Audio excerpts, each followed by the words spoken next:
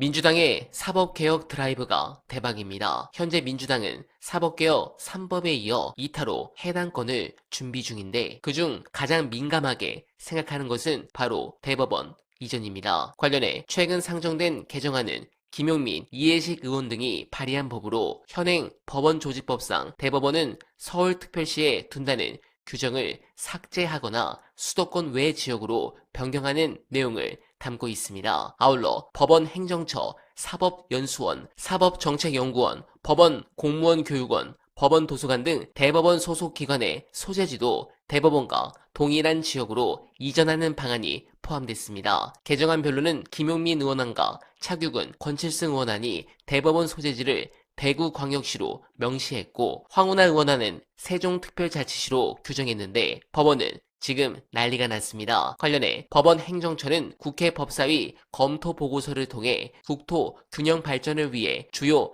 헌법기관을 지방으로 분산 재배치하려는 취지에는 일부 공감할 여지가 있다면서도 재헌헌법 이래 최고 법원인 대법원이 수도인 서울에 소재해온 점을 고려할 때 변경은 충분한 수기와 국민적 합의, 공감대 아래 이뤄질 필요가 있다고 밝혔는데 진짜 민주당이 이걸 추진할까봐 쫄려하고 있습니다. 관련해 해당 건이 왜 조이대 유씨한테 치명타인지 화제가 된 분석 끝까지 들어주시고 여러분들의 생각 댓글로 부탁드립니다.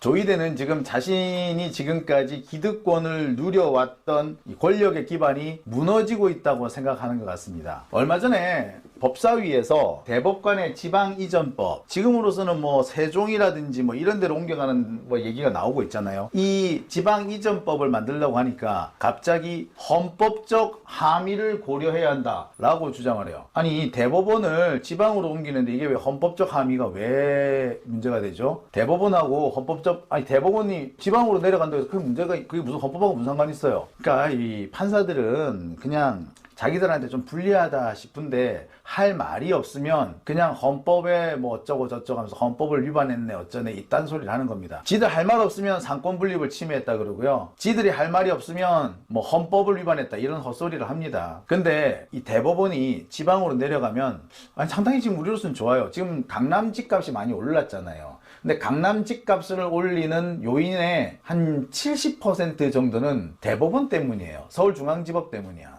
서울중앙지법에 다니는 판사, 서울중앙지검에 다니는 검사, 서울고검, 서울고법, 대법원, 대검찰청에 다니는 검사들이 다 어디 살겠어? 다 서초동 살거든요. 강남 살아요. 조금 멀면 개포동 살아요. 그래서 서울중앙지법 다음으로 인기 있는 데가 어디냐면 서울동부지법이야. 서울동부지법 지금 어디 있습니까? 원래는 성동구에 있었는데 지금은 문정동으로 가 있죠. 송파. 그러니까 강남 사는 판사들이 출퇴근하기 되게 좋은 거야. 그래서 서울동부지법이 그렇게 인기가 있대요. 전에는 서울남부지법이 되게 인기 있었는데 아마 그렇답니다. 자, 아무튼 강남 집값이 오르는 이유 중에 70%는 판사, 검사, 변호사 때문이라는 얘기도 있어요. 그러니까 법원이 지방으로 내려가면은 서초동 집값이 떨어져요. 강남 집값이 떨어질 수밖에 없어요. 그러면 우리 국민이라는 측면에서 국익이라는 측면에서 또는 국토의 균형 있는 개발이라는 측면에서 보면은 반드시 대법원이 지방 내려가야겠다. 근데 사실 집값이 떨어진다는 것보다 더 큰 의미가 있기는 합니다. 정치적 함의가 있기는 해요. 이게 뭐냐면요.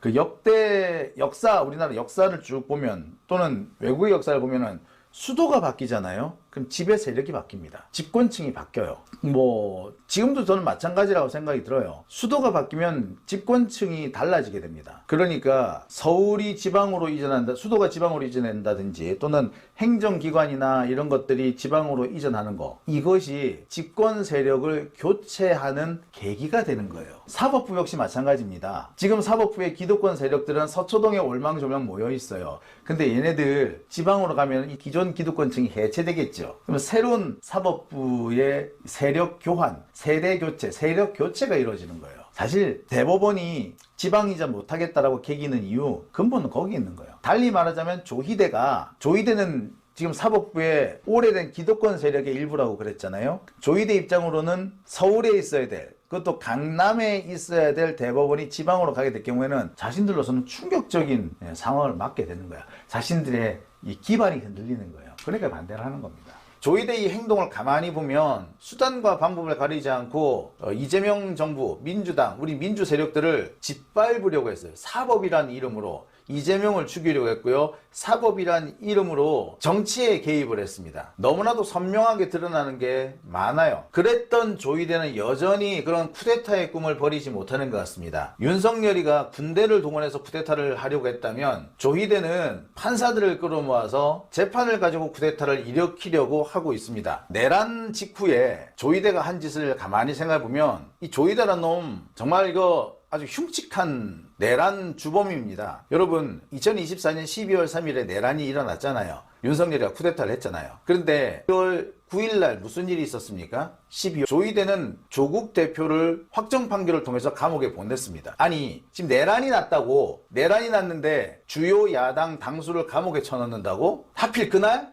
이것뿐만이 아닙니다. 12월 27일인가요? 그날은 갑자기 이화영 부지사 대북 송금 사건 항소심 선고가 있습니다. 12월 27일 날 1심에서 유죄가 나왔는데 2심에서도 그대로 유죄가 나오죠. 그게 2024년 12월 27일인가 그래요. 내란이 12월 3일 날 일어났는데 27일 날 이화영을 감옥에 넣었다고, 대북 송금 사건으로. 이게 뭡니까? 이화영 다음은 이재명이었잖아. 지금 그러니까 법원은 이미 이때부터 이재명을 감옥에 집어넣기 위한 준비 작업을 착착착착 진행해 왔던 거예요. 그리고 나중에 이화영 부지사가 유죄 확정 판결이 내려지죠. 6개월 만에. 그게 언제입니까? 2025년 6월 5일입니다. 6월 5일? 이재명 정부가 출범한 바로 다음 날이야. 6월 3일 날 선거했고 6월 4일 날 취임을 했는데 6월 5일 날 이화영을 감옥에 보내요. 확정 판결 내려버립니다. 어디 그뿐입니까? 5월 27일인가요? 대선 사전투표 1일차 사전투표를 하는데 그날 맞춰가지고 조이대가 뭔 짓을 합니까? 이화영 대북 송금 사건 선고를 하겠노라고 발표를 하죠. 선거에 영향을 미치겠다는 거 아닙니까? 어떻게 사전투표하는 날 그걸 발표를 할 수 있어? 이것만 보더라도 조이대는 쿠데타를 일으키려 했다는 것을 알 수가 있습니다. 네, 공감합니다. 그런 부분에서 다시 조이대가 입을 털기 시작했죠. 특검의 수사가 어쩌면 사법부로 향할 수 있다는 생각도 하는 것 같습니다. 그 전에 그렇게 난리치던